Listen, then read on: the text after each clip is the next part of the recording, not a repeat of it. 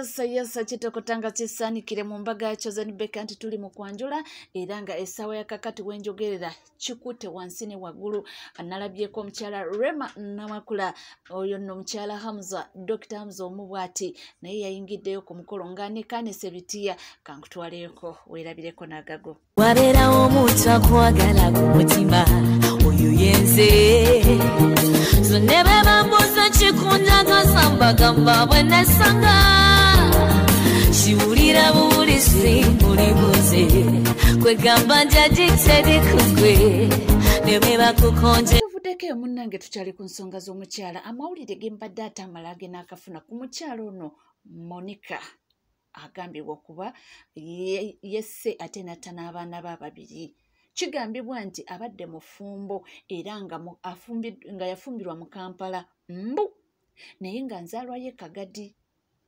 era kigambibwa mbu misunderstanding zavudde nti omwami bwe yafuna omukyalo omulala mu kufuna omukyalo omulala ono n'amulekawo kakati mu kumulekawo y'obusungu ne bumukwata kwekwewa obutwa nawa n'abaana be babiri obutwa gwe nategeddeko nti Alvin ne Marvin ababiri abaana be ob'obulenzi era bw'atyo neyeja mu bulamu bw'ensi eno ebannanga obusungu nga bungi. Omukyalo ono abadde ayitibwa Monica kigambibwa mbu yasangiddwa mu nju ye n'abaana be babiri nga bafudde era nti baafudde butwa bannange. Abakyala bw'olaba embeera ekususseeko munnange ng'odduka ovaayo zikyobola sibagamba kuguma ate n'abaana babiri ne balugendera mu ggwe ne wetta ate lotta n'abaana anange bawummula emirembe nzere ebyokwogera bimpeddeko. Kitalo nnyo era kitalo ddala gego mawulire genfunye nti omukyalo oyo obusungu bwe bwamukutte bbaawe kumulekawo ate n'afuna omukyalo omulala naye bamaama tubasaba olulala wobanga onyiize mubijeemu abaana abato tebalina kye bamanyi tubasaba naye nga mawulire mabi amawulire si malungi yadde n'akamu ye omukyala yafudde n'abaana be bonna ababiri kitalo nnyo era kitalo ddala byonna nga bigenda mu maaso kaneeyongere nkutuwaleko wa Chosen Beki kono kasuka kakasiza nti eno mbaga tulina ogirya era nga we nabagamba nti esaziddwamu ejja kuba ennaku z'omwezi nga 9 lwaleero luno olwaleero omukolo gwa Chosen Beki gugenda kubaawo olunaku lwaleero ojjukira nawe najja ne mbagamba nti baali bagusazizzaamu naye kyenategedde bwino gwe nategedde baŋŋambye baali baafunamu obuzibuzibu n'omukulu Chosen Beki baali baafunamu obuzibuzibu naye baŋŋambye basoose kukola bufumbo bwa kooti sivo gye baasooka okukola omusajja yali yanyiigamu awo nga yakwata wansi ne wagulu mbombo naye ensonga ndowooza bamaze ne bazimaliriza but anyway original omukolo baali baguplaningidde eno eri baali beebuzaabuza babuzeebuze ffe bawumbwa batubuzeebuze but ebintu biri mu high gear ndowooza obiraba okutimba ndowooza okulaba okufaananaawo awo babadde kati bateekayo ebintu kolo masakaawo naye guli funded by madam guli funded by madam ebyo bya Mr and Mrs Sekajja olunaku lwaleero bajja kufuuka ensonga era nga ffe tubawo mpolampola kubanga tukutuusaako byonna nga weebitambula naye nga tubadde tukyaliyawo munnange ku makya ga leero ne tufuna amawulire nti omukulu Mathias Walukaga njogera ku muyimbi waffe Mathias Walukaga ono nga yeyakwata ebendera okubanga kwata ebendera oba yafuna card eya NUP okubanga avuganya ku ky'omubaka agenda okubanga akiikira abantu be Busiro East munnange olunaku lwaleero bakatutemye nti Electoral Commission emaze okubanga disqualifyinga tebagamba nti ayina ebipapula tebyawera academic documents oba academic papers ze mbu munnange mbu teziwera biibino naye bannakibiina kya NUP beewera era balumiza nti omukulu Medad Sseggona yali emabega w'ekintu kino. Electoral Commission tetugenda kukkiriza busiru bwammwe. Tetugenda kukkiriza busiru bwammwe nange gye mwagala tuyisaamu Electoral Commission. Tetusobola kukkiriza bino bintu bya kisiru. We cannot agree.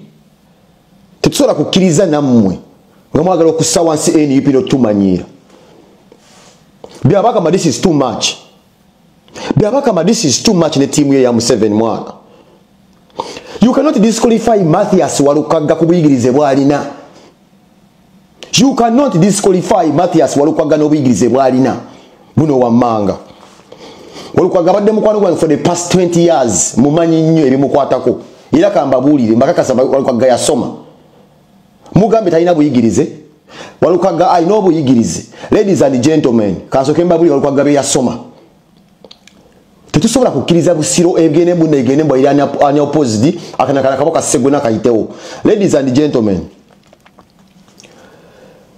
tulina ebbaluwa gye tulazeeyo mu Electoral Commission bagiganye. Ebbaluwa eno ebadde ya kiragala. Ebbaluwa eno etulaga nti ndo twamala omugigi gwe bayita ogwa katikisimu. Wandika katikisimu.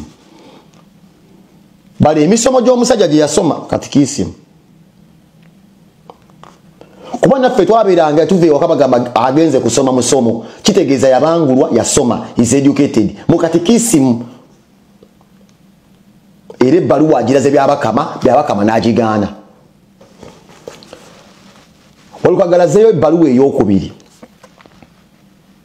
ebadde ya yero, certificate ebadde ya yero gyabalabe video era sebo byabakama agigaanye naye ngeri emulaga nti nno yamala confirmation. Wandika confirmation. Confirmation. Bw'oba wasoma katikisimu at the same time ne confirmation kikufuula leader, kikufuula omuntu eyasoma okubeera ng'osobola okubeera ng'oliidinga abantu. Osobola okukera ku macyangu ofuuse bulaza, osobola okukera ku macyangu ofuuse faaza, osobola okukera ku macyangu ofuuse bishop. Segeza Walukaga is already educated religiously, yasoma. Era ebbaluwa azibalaze nti yasoma katikisimu, yasoma n'omugigi ne confirmation baziganye ebbaluwa 3. Omugigi, confirmation ne katikisimu baziganye.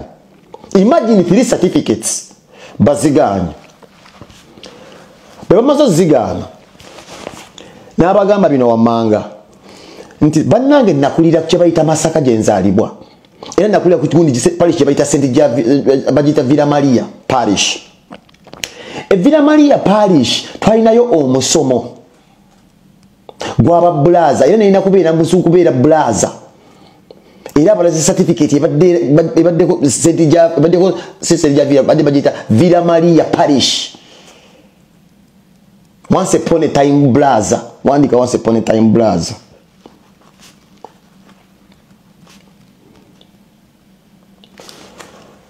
Abalaze ebbaluwa ziri abazi no balo aganti no yasoma nabirako once a time blaza wadde teyasisobola kubeera teyasobola kukibeera naye nayo bagiganya. Ladies and gentlemen, omusajja gwe twogerako ono gwe baganye gwe bagamba muno talina bbaluwa za buyigirizi njala kubajjukiza ekintu kimu. This is all of malice. Lwaki Kabaka yasooka n'amuwa obwassa. Lwaki Kabaka yamuwa obwassa nga Kabaka azudde nti musajja muyivu nga yakuguka mubiriwa. Wandika coding.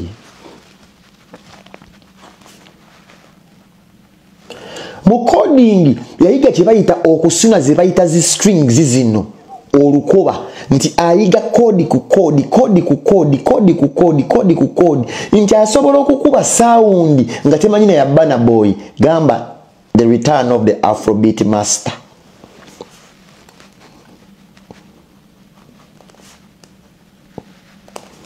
Nga temanyi ya Burna Boy the return of the Afrobeat master kyamuweesa kye bayita chepe oba obwassa nga Kabaka ategedde onaakuba coding.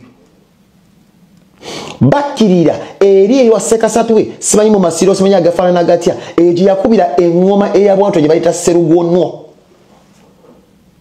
Engoma gye bayita Serugonwo eyo ne yakubibwa bwa Ssekabaka Jju Bajumba ne mutaawe yagikuba Kabaka n'agamba oh my god wagiyigira era bambi musajja watu yagamba ow'ekitiibwa Ssebo Kabaka eno engoma nnagiyigira Masaka yali tekubwangako obulamu bwonna nga engoma bali bazireega ne bazizzayo ne mu lubiri Waluka Gajja n'agitimpula yakuba engalabi n'agijjako n'oluwuwo bw'ati n'agiwoomesa Kabaka n'amugamba waaw buno bonna buyigirize genda batwala mu buyigirize bw'omusajja ambalage nti these people have been biased actually bwe tunoonya obuyigirize Waluka Gajja bw'alina businga ne ku bwa Sseggona I find this as a sabotage.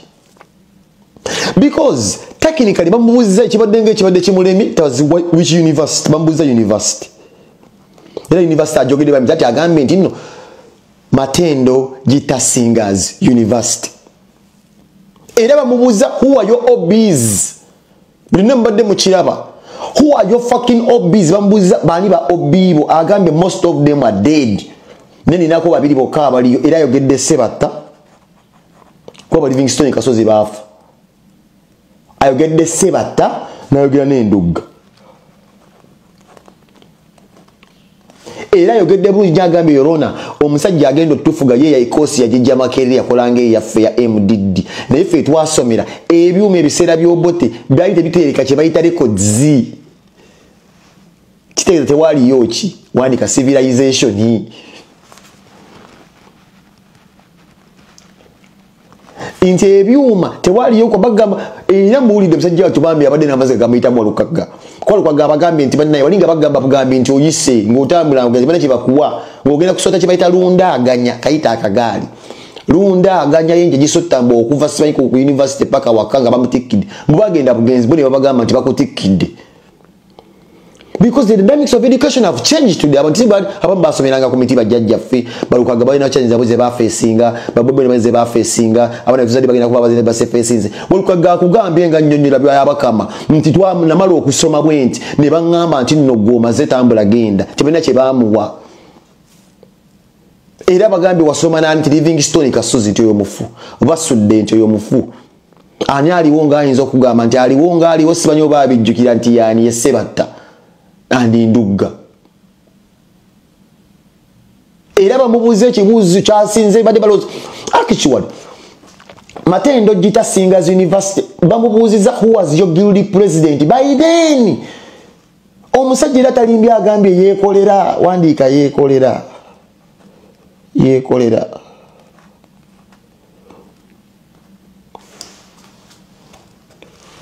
ekintu kino kinnumye nnyo nti bategedde nti nno Sseggona tubadde tumuli bubi nga tumutaddeko amaanyi katatandise okuleetawo ebintu by'okufutyanka they are looking for a way Sseggona abeere nga atutte Busiro ng'ayitemuko ng'ani opposite ate kino ekyo Bobi Wine maze okulaba oli musajja mugezi wategeera nti Sseggona kuva dda zaakolera Museveni why Walukaga bamunyigiriza ate nga Walukaga biki waki basobola okukiza zino ebbaluwa za Katikkiro neyesimba okuba abadde mmeeya baziganye ku bwa MP kino kikulaga nti Museveni abadde yeetaaga Sseggona abeera awo era Sseggona bulijjo anoonya mulimu buno bondo waba MP bujo betumanyi abanoonya obunoonya omulimu waba okumanya MP anoonya obunoonya omulimu awo omulaba atandika okufutyanka atandika okukola bino wakola kati nze ekimanyi byabadde na bya ssimu mu State House Sseggona bamugamba ekifo kyogenda kukifuna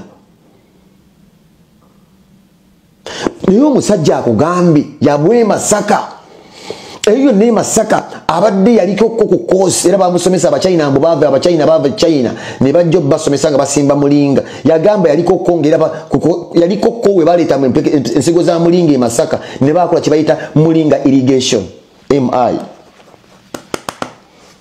mulinga irrigation yaliko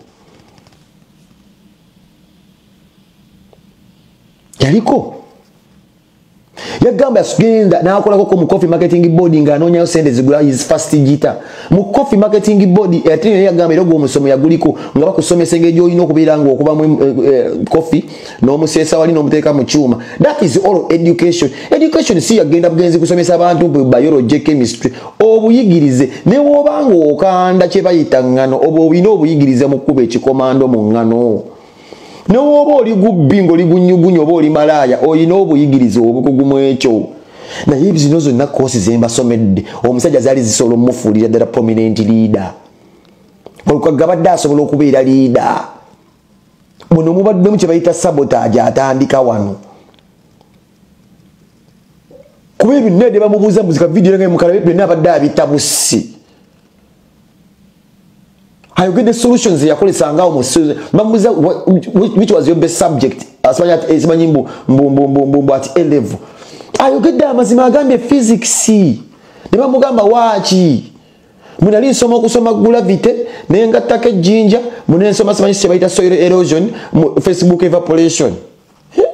The man has been brilliant. Nagamba yagalanga nnyo n'okutayimika zino ze bayita zi chemical mu chemistry zino ayagala nnyo okutabika yaliko his best subject. Emusajja akaabya amaziga n'empulira ennaku abagambye nnyo okubeera nga nange nnoonya chemical gye nakozesa nga ngiteekamu kye bayita lyrical ng'egenderera mu lyrics nengireetamu kye bayita simanyimbu mu tune nengiteekamu ka auto tune akatonoto nengikamu ka string nga nnoonya chemical eyo oba solution. Omusajja oli yali atunda ebizigo gye yakozesa nga akola ebizigo ebyo nange nembeera nga nnina okunoonya solution ekwata ebizigo bye bino bisaabula paka we nasuula company. Oyo omusajja ki yali asuubula ebizigo owandiikawo ki olukageze genius. This man is a genius. He's a genius. Atenga kude agambye n'okugamba nti abadde meka kosika IT yali yakola bambi mwala e London. Aleka kosika IT yali yakola e London musajja wattu mwana. Ngire computer manyo gikola no giteka muzi virus giformatting. Ne Elon Musk abadde agenda mu mulimu. Agambye isi boss na muganda wange babakama goza computer. Don't you know the first laptop nze nasoko gifuna mu Uganda era nagiwa omuyimbi oli gwe nali nkwana omuyimbi omuwalo oyo omutototo ate ebiseera ebyo nali nasoma course gye bayita the oldies have to eat fresh. The oldies must eat fresh. Nti n'enkulu erye ku biri organiki erye ku bito erye ku biwoomerera era omusajja asooka ofuna computer oba laptop ogijjukidde gyawo omuyimbi oli naye ng'ekimwesiza laptop eyo ng'abadde kubamu ku komiti ezaava mu Africa osunsula laptop ezo okunyoba software anaabeera globally economized. Tutufula tine mwe basiru kubanga nti omusajja yeewererawo n'agamba nti oyo tajja. So ebintu bizze webityo mpola mpola naye ng'essaawa ya kakati munange webukeeredde ne bakatutema nti bamudisqualifyinze era ali disnominated. Kwegamba jukira baali bamala dde okumunominatinga naye essaawa ya kakati bagamba nti simanyi oba ani omulala baddamu abeesimbyewo akahati awo kiba kireka omukulu Honorable Medard Ssekona mu Lwokaano ndowooza n'oyo abalala bajja kubanga beesimbyewo. Nalabye abaana nga bagamba nti nedda nti bw'obanga kituufu omukulu ono Mwasiasi Walukaga bamaze dde okuba nga bamugjawo nti tuwe Magoola. Magoola ono sinamutegeera bulungi naye bagambye nti wakiri tujja kukawa Magoola naye nga Medard Ssekona tetumukombyeza kalulu. Guno gunagwa gutya nze wendi bino webijjidde nga omukulu His Excellency Robert Kyagulanyi Ssentamu president w'ekibiina kya NUP nga yagenze dde okuwenja akalulu era nga essaawa ya kakati wenjogerera abadde yakutte edda eri Kabalole naye nga gyali nayo nga munnange nga si birungi. Abasajja nga bamusazeeko, abasajja nga bamublokinze bagamba tolina gy'olaga, agamba munnange nyina okuba nga njogerako n'abantu. Lwaki abantu batya okubanga omuntu ayogerako n'abantu kubabuulira ki kyajja kubakolera? Awo nze naawe simanyi naye nga munnange wenzijidde wano kubanga mbakolera eggulire nga bamusazeeko era nga bamuyimiriza nja kubanga nkomawo n'ebirala ebisingakawo okubanga mbategeeza bigenze bitya biri bitya esaidi z'e Kabalole Fort Portal City Kabalole stroke Fort Portal City nja kubanga nkomawo babuulira naye nga munnange wenzijidde nga abasajja bamuli bubi nga bamusazeeko bamblokinze era bakedde obwakeeredde nga wonna ekifo nga kisiiringe. Nze naawe wetuli webale kubanga wekumidde ku Legit TV 256 tewerabira kubanga osubscribinga ringing that notification bell, sharing, liking, ebisigadde butereeva amawulire nja kubanga nga kuwa era nja kubanga nga kutuusaako wona woli wona w'osinzidde tuula butuuzi kalira nywera buli kyowetaaga okuba nga omanya nja kubanga nkikuwa era nja kubanga nkikutuusaako sigala naffe tovaawo.